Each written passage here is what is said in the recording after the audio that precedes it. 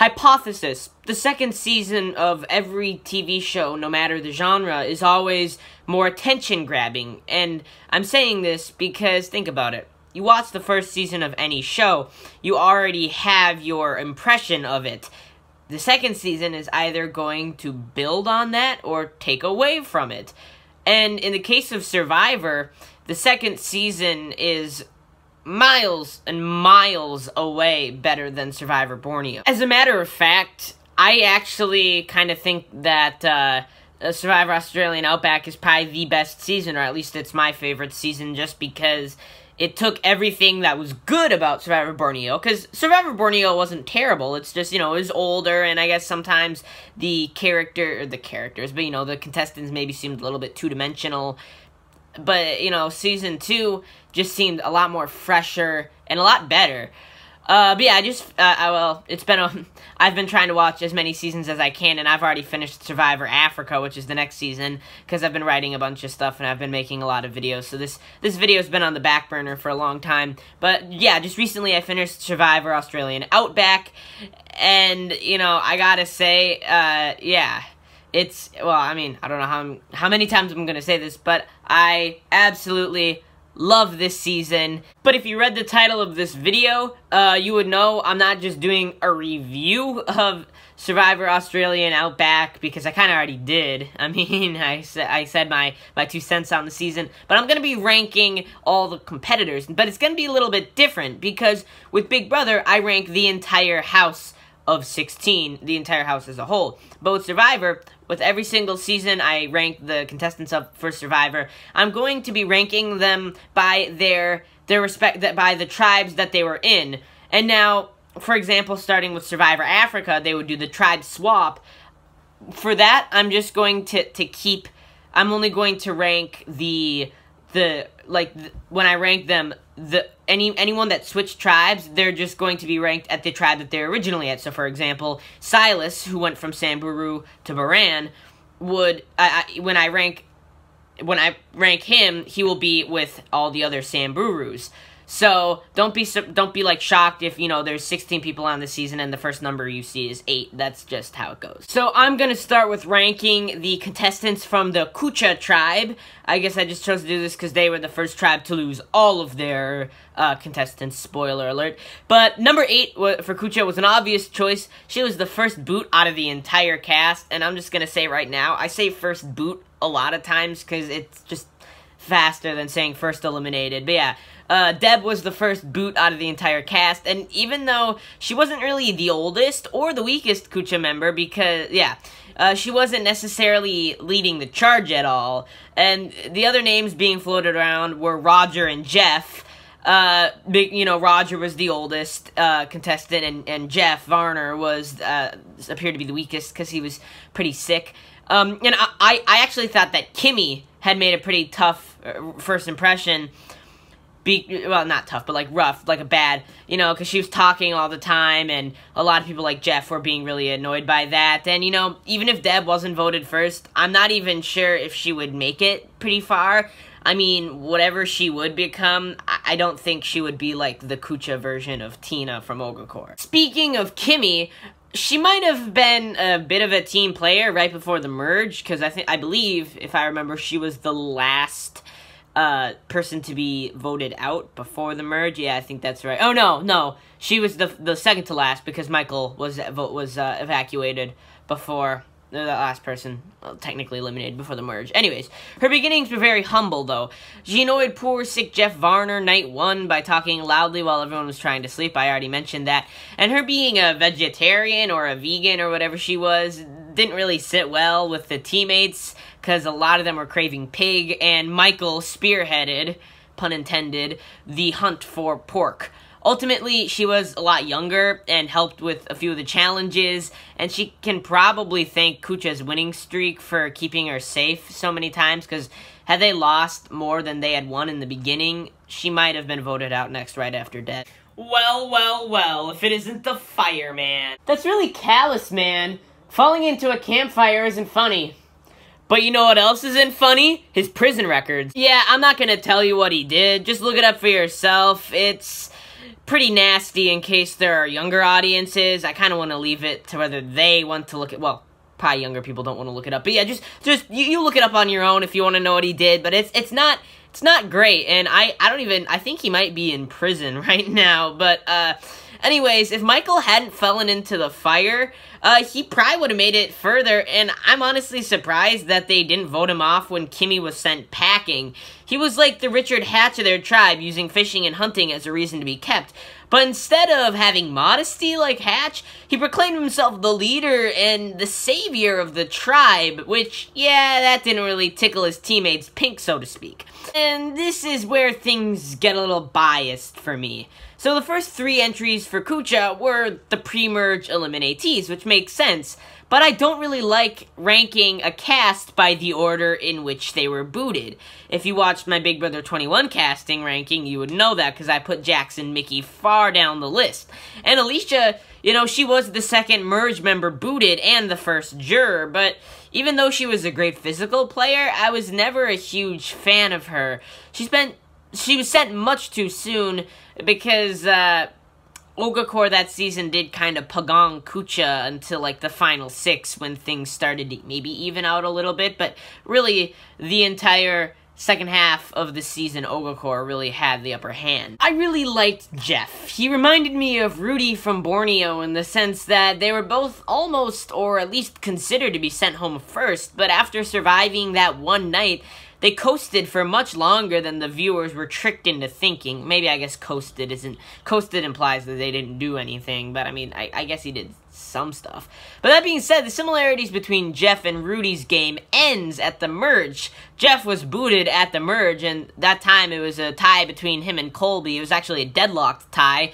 Jeff was sent home because he had more votes. And actually, that is a very ingenious move on Colby's part, because up until that point, Colby had 0 votes to his name, so he really just had to sit back and make everyone vote for him. And, you know, and then Rudy made it to the final 3 in Borneo, so that's where it ends. And, you know, at face value, Jeff might seem like maybe kind of a coaster, but he did have an alliance with Alicia in an attempt to chip off the teammates they didn't trust when given the opportunity. I'd say that Nick was the original El Cockroach being a term coined by Brett Robinson from Big Brother 20, that's what he'd call himself every week that he wasn't evicted, because he was always targeted. Anyways, Nick held his weight as a Kucha member and was seen as a threat by Ogakor once the 2 tribes merged to form Barramundi. His status as a target hit a fever pitch 2 tribal councils after the merge, after the rest of Barramundi saw him as a lethargic blob unwilling to help fish or do other chores. Ironically, days later, Nick won the immunity competition, which was extremely clutch. And this was pivotal for the Kucha tribe. They were able to get Jerry Manthe out, who was not only a huge threat, but also just annoying and mean. Unfortunately, after her booting, the Colby Revolution started, and Nick was the first to fall victim to his wrath. Out of all the Kucha tribesmen, Elizabeth would be the one I would want to be stranded with the most. She was not only a very helpful asset, but she had good social ties with everyone, even going as far as hitting it off with Tina at the merge. That's why she made it to the Final 4, despite Ogakor practically running a monopoly on the entire season.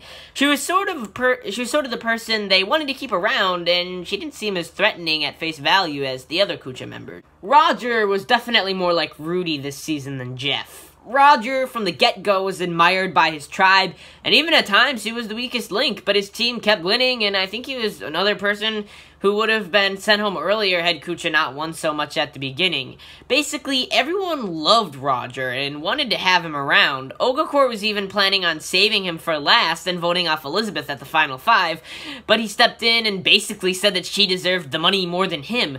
Colby, Keith, and Tina actually listened to him and gave him the boot. That's a great human being right there. He was willing to throw his chance at $1 million over someone who may have just met a little over a month before. But now, she's like a granddaughter to him, and I think to this day, they're still super close, and I don't know, I think that's just really cute. And with that, we move on to the ranking of the Ogakor tribe, which is my favorite tribe from this season, and actually, it is my favorite tribe from the entire show. In fact, I have like a gallon-sized water bottle that I have to bring to marching band practice, and I actually have an Ogakor Ogakor sticker on it. I took a green little sticker and just wrote Ogakor on it because, the bottle's lime green like Ogakor. So I think, I thought that was kind of cool. But anyway, starting at number 8, we've got Mitchell Olsen. Now, say what you will about me putting him so low, because I'm pretty sure he was, like, the 3rd boot. So he wasn't, like, the worst, I guess, but I am putting him at the worst. So hear me out. He was the 3rd eliminated from Ogakor, as I've just mentioned. But the thing is, he wasn't really seen as a physical asset, and throughout his, 12 days in the Outback, he was malnourished almost the entire time, and at his 11th hour, he was basically an energyless blob. It led me to wonder why he wasn't booted first on that tribe, but ultimately, the first 2 eliminations were a lot more impulsive. Now, okay, I wasn't a huge fan of Kel, but I will say that Kel is just another example of someone that would have lasted a lot longer, in my opinion, if circumstance just wasn't a total jerk to him. Basically, for the first week, everyone at Ogakor was all fine and dandy, and if they had to vote someone out, it would probably just be whoever the weakest link was. Now, Kel was definitely not the weakest link. If I can recall, I'm pretty sure he was in the military, so he was very strong and very young, and yeah, and he did spearhead the fishing movement for Ogakor. However, Ogakor needed an excuse to boot someone, right? Because they lost the 2nd immunity challenge, and then the 3rd, and then the 4th. But anyways, one day a few teammates thought they saw Kel eating beef jerky. Now, this is a notorious moment in Survivor. If you're a Survivor fan, and a big Survivor fan, you know about this incident. And obviously, he would have smuggled the jerky in if it was true. Tina and Jerry actually looked into his bags to see if he had any. Apparently, Kel overheard their speculations, and he approached them, defending himself and saying that he was chewing on a blade of grass, which immediately one of the contestants batted away, because it's like, hey, there ain't no grass in here, this is the Outback, right? And then he offered a few of his razor blades for the other castaways to use. Now, his awkward and perfectly timed explanation, mixed with an impromptu offering of his belongings, sort of confirms he was guilty, and he was sent home that episode. But here's the thing. To this day, this is still kind of one of the biggest Survivor mysteries ever. I don't think there's a single person that knows yet if he had beef jerky, and even in the finale, Tina admitted that one of the biggest things she was guilty about was that she felt bad about rooting around in his bag. I also really liked Mad Dog, and so did the rest of the tribe. She had made good ties with Tina, and she, for the most part, had helped in competitions a lot. But in an immunity competition involving the 2 tribes being shackled together and forced to run an obstacle course, she fell a few times, and Kucha ended up winning the challenge. At this point, Kel had been sent home, Mitchell still had some energy, Keith, Tina, and Colby were all working together, and Jerry and Amber they weren't exactly worth getting out at that point. Jerry had connections with Colby, everyone liked Amber. The decision was clear, Mad Dog had to go. She was the weakest link at that point, but it's a real shame because I really wanted to see her make it far. I know Keith made it to the final 3, but there's not much that he really did. He was a chef, so even though nobody liked him at first, they kinda had to keep him around. Sure, he might have aligned himself with Colby and Tina, but Colby was the alpha male comp beast, and Tina was the social butterfly.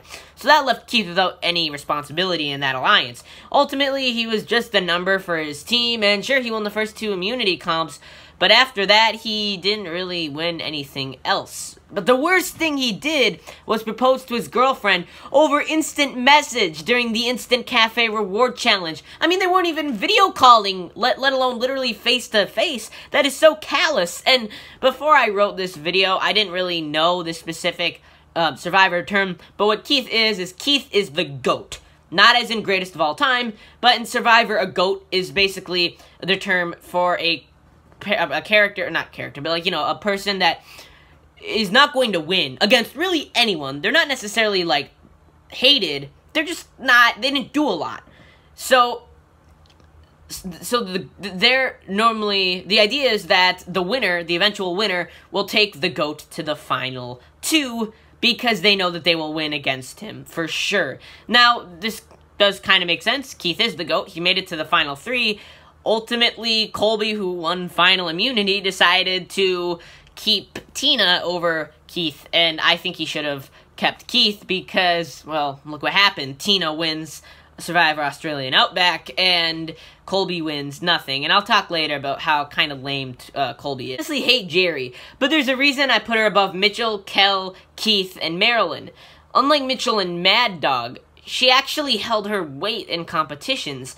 Unlike Keith, she actually held her weight both socially and strategically, staying until the merge despite everyone kind of hating her. And unlike Kel, I mean, she annoyed people a lot, but she never did anything where everyone on her tribe was like, that's messed up, she's gotta go.